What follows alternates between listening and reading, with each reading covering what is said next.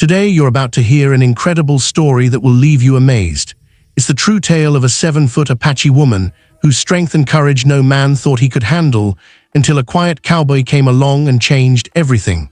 So sit back, get ready, and dive into this unforgettable journey. Don't forget to subscribe, share this video, and comment below.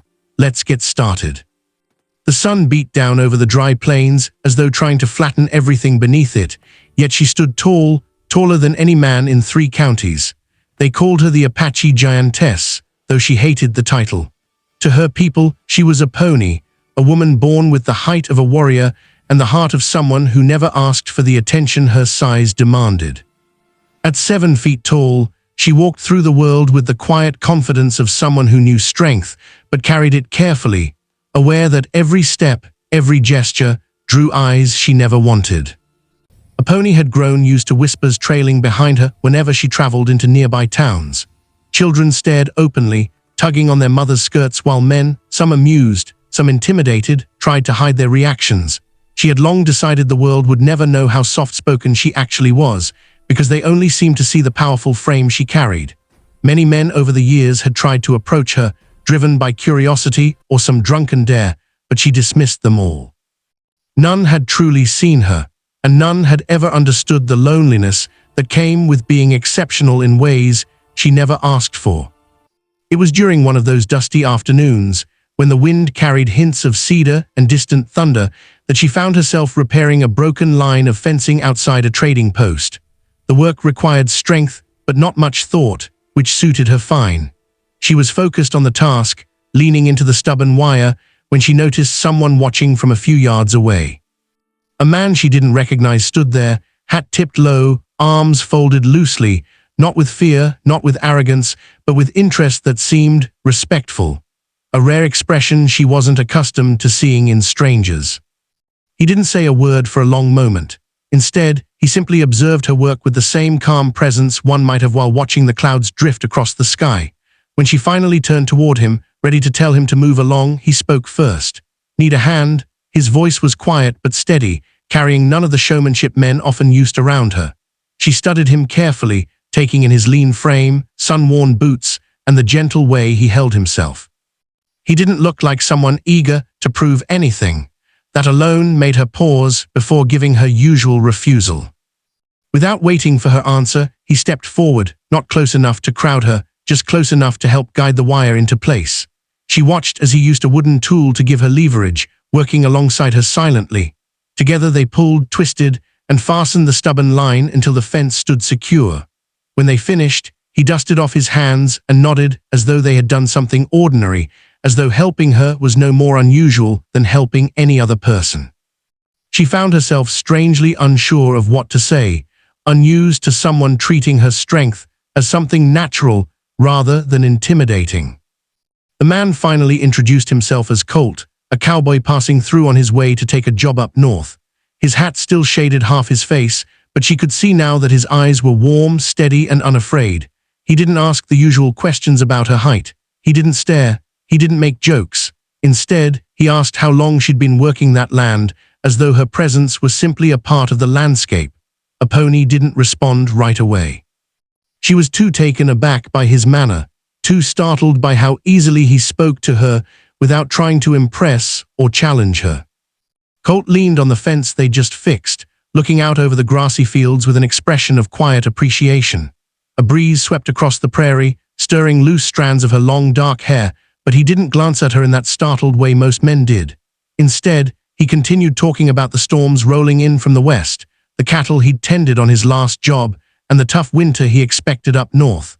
She found herself listening, drawn in by the even rhythm of his voice. When she finally answered him, he met her words with genuine attention, not the forced politeness of someone overwhelmed by her size. For the first time in a long while, a pony allowed herself to enjoy a conversation with a stranger.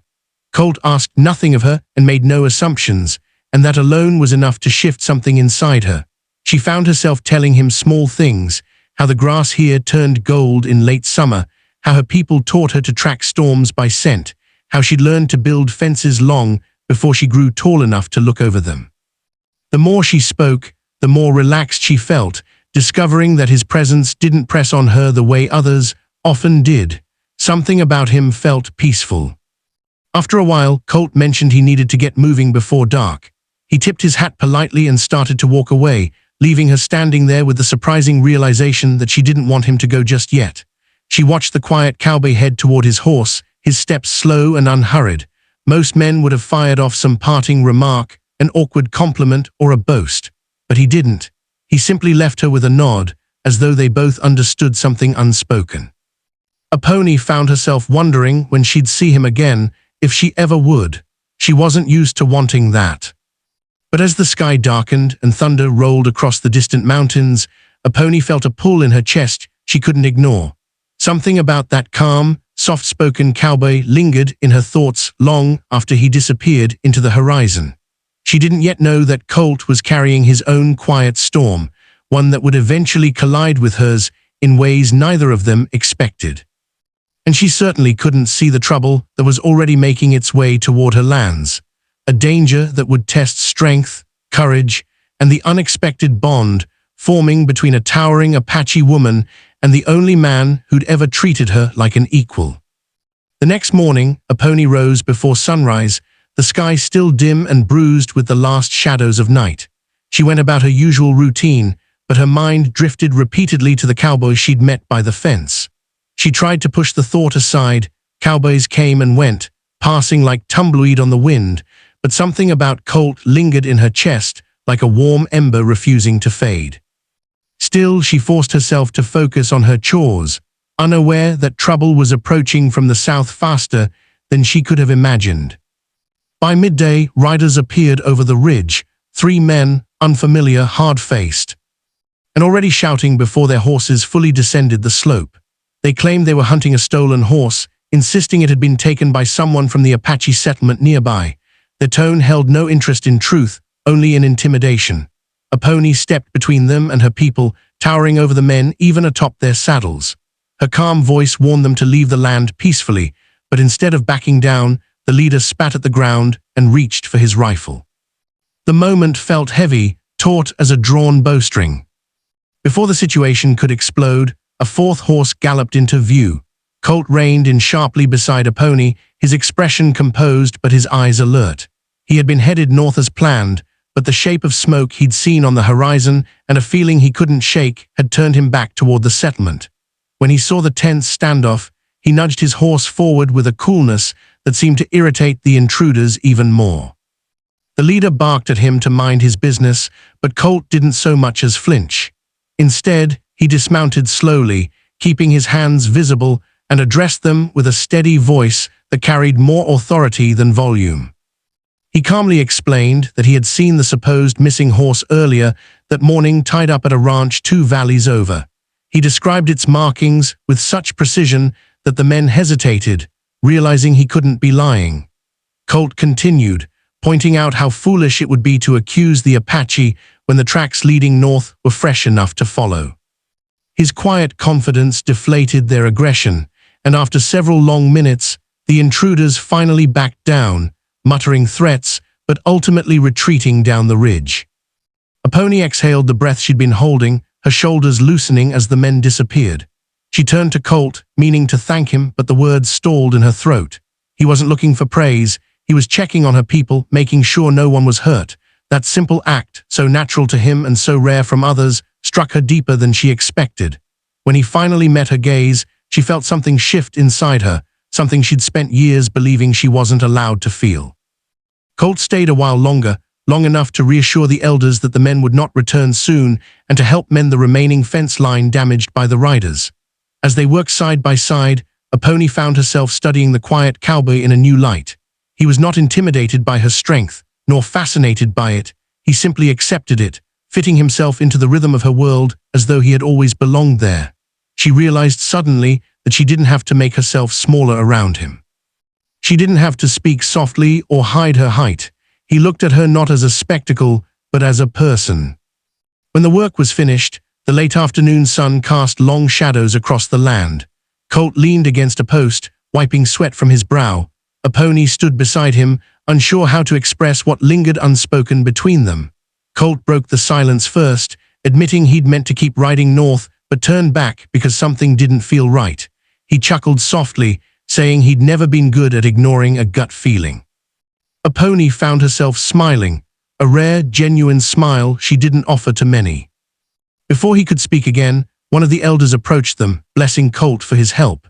The elder then looked between the two of them with a knowing expression, but said nothing more. As he walked away, Colt's gaze lingered on a pony, softer now, carrying a question he hadn't yet voiced. She felt her heartbeat quicken, a sensation strange but not unwelcome. She had lived her whole life believing no man could handle a woman of her size, her strength, her presence. Yet here stood a quiet cowboy who had never once tried to challenge her, only to stand beside her. Colt finally admitted he wouldn't mind staying a little longer if the settlement needed extra hands before winter. A pony understood the deeper meaning layered behind his words, and for the first time she didn't push such feelings aside. She nodded slowly, telling him the land could use someone like him, steady, respectful, and unafraid of storms. Their eyes met again, and this time neither looked away.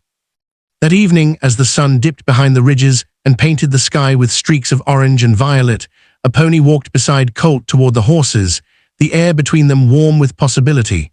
The world had always seen her as too much, too strong, too tall, too intimidating, but Colt didn't see her that way. He saw her as she was, a woman with depth, courage, and a heart she'd kept hidden for far too long. And as they stood together watching the last light fade, a pony realized something she had never allowed herself to believe. She was never too much. She had simply been waiting for the one man strong enough in spirit to stand with her, not above her. A quiet cowboy who proved that true strength isn't measured in stature, but in the steadiness of the soul.